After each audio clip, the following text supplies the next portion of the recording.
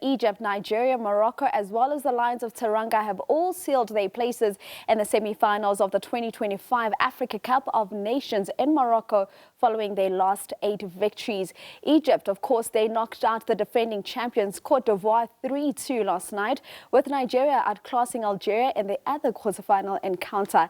Now, heading into the semis, Nigeria will face Morocco, with Egypt playing against Senegal. For more on this, we are joined by Siwelele FC striker and a player that has donned the green and gold of South Africa's Bafana Bafana. It is Zakhele Lepasa.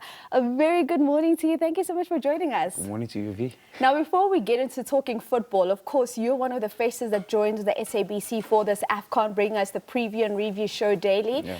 Your thoughts just in terms of that little bit of a transition from being in the fields of play to analysing the players on the field of play? At first, it wasn't easy at all. I remember the first day I had an earpiece on and I had to be, led. I had to be told, so. But now I'm at a point where it's about to end. Yeah, of course, it's about to end. Back at training, and I'm actually sad. It is sad times for a lot of us because, of course, we are into the business end of the Africa Cup of Nations. But we look at the tournament and we speak about having the semi-finalists. And we look at those semi-finalists coming into AFCON and we look at the titles that they have amongst themselves. You've got the Pharaohs with 7 titles, the Super Eagles with 3, the Lions of Teranga with 1, as well as the Atlas Lions with just a single title. What do you make of these 12 titles between these semi-finalists? And what does this also tell us about the quality of the semi-finals we are to expect? Yeah, for sure. If you look at Egypt, it's a team that has always dominated in terms of AFCON. Now, obviously, having Mo Salah, who's probably playing his last AFCON, is trying to add one more silverware, as we all know that he's probably the best player that Egypt has ever produced. And what else than to add AFCON in his caliber, in his cabinet, I mean. Then you have Nigeria, of which they are under pressure, because they didn't qualify for the World Cup, which most of us were happy about because they are our arch enemies. But they would also want to prove a point to say, hey, yes, we didn't qualify for the World Cup, but we are still the best. And at the moment, they are actually the best team in AFCON, scoring 14 goals and having players like Osimhen and Lookman taking the center stage. Senegal, they have recently won AFCON with almost, I think, 50% of the squad that they already have now. I think that's what makes them dangerous. And with Senegal, they qualify for everything seamlessly. They don't have problems in terms of drama. You've never had anything about Senegal, and they are one consistent team. And with Morocco has invested so much in their football in the recent years. And we can see that. The AFCON itself has been amazing. The infrastructure, they've really invested in that whole national team. The women's team recently won their also AFCON.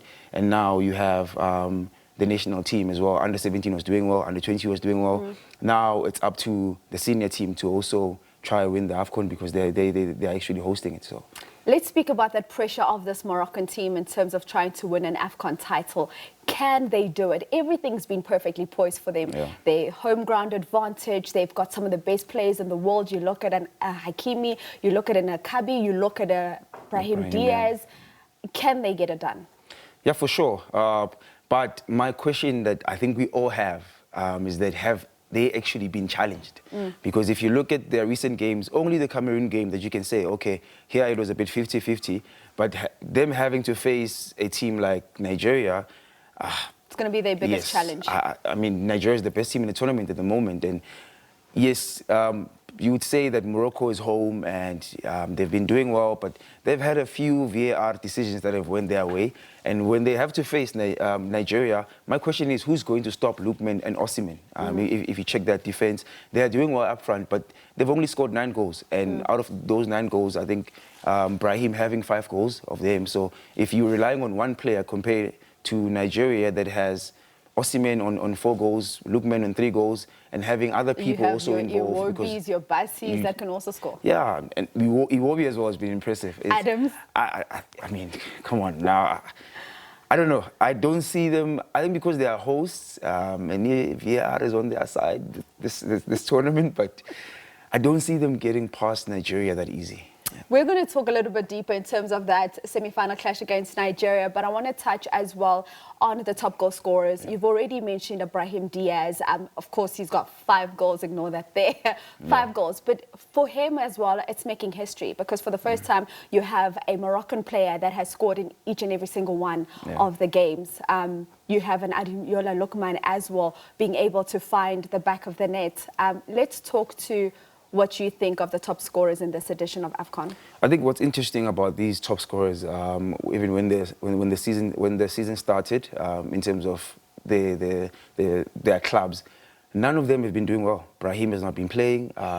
Lookman as well only has 2 goals this season, and is someone who won Player of the Year for African Player of the Year last season, and this season has not been doing well. So this tournament has given these players opportunities to actually showcase their talent again, to raise their hand, to say, hey, look, we might not be having a good season at the moment, but this is international football. We are now representing our countries, and we're going to show our true quality.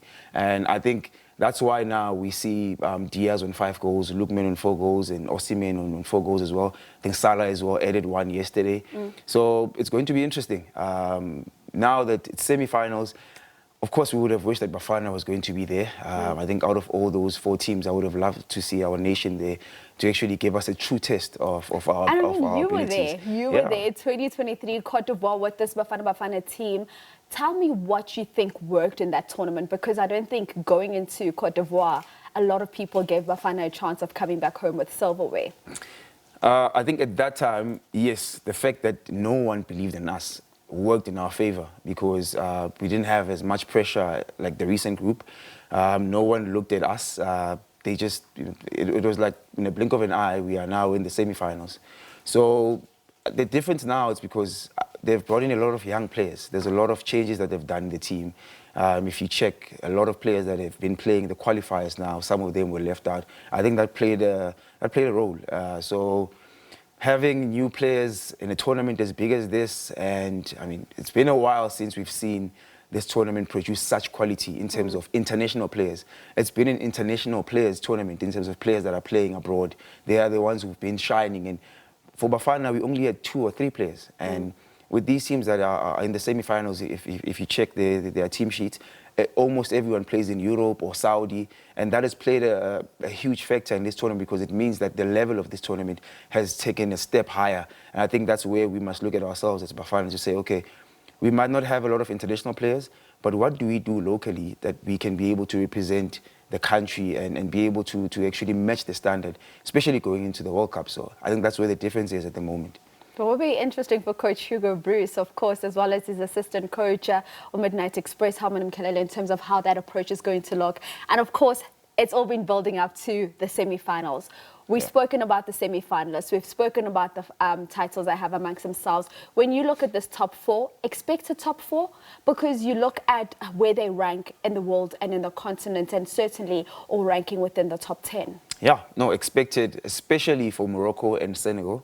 Like I've said, Senegal has been very consistent. They've qualified for every tournament seamlessly. And then when it comes to Morocco, they are currently #1 in terms of ranking in Africa. And the last World Cup, they were the semi-finalists. So we do expect them to be here. Egypt has improved. Nigeria as well, obviously not qualifying for the World Cup. Now they've stepped up. And when you look at this Nigerian team, you ask yourself, how did they not qualify for the World Cup?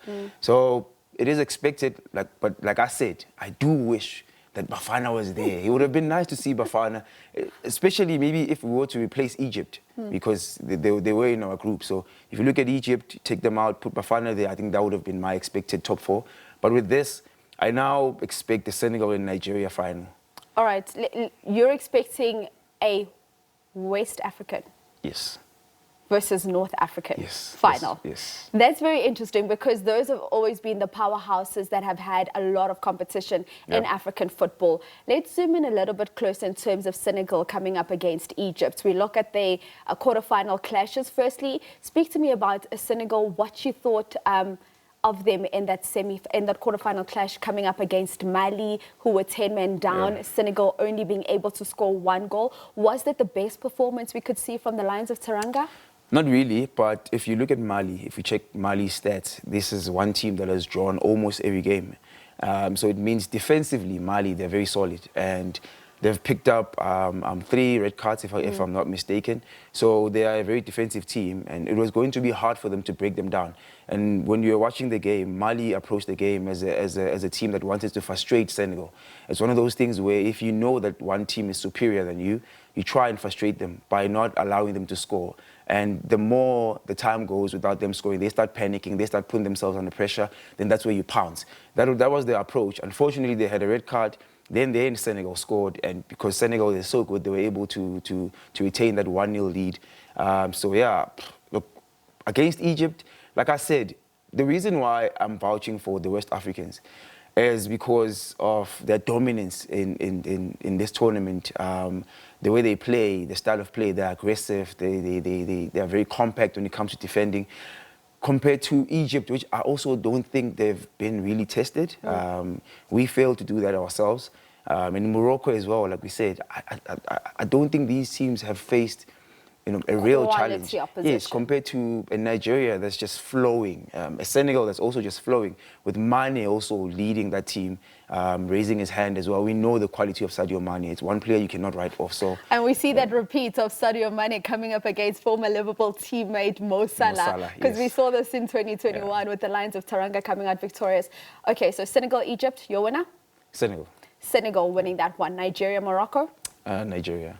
All right, that is Zakhele Lepasa, Siwelele FC striker, just saying he thinks it's going to be a West African final in this edition of AFCON 2025, saying it will be Senegal that secure a victory against Egypt and the Super Eagles of Nigeria up against the Atlas Lions that will be victorious.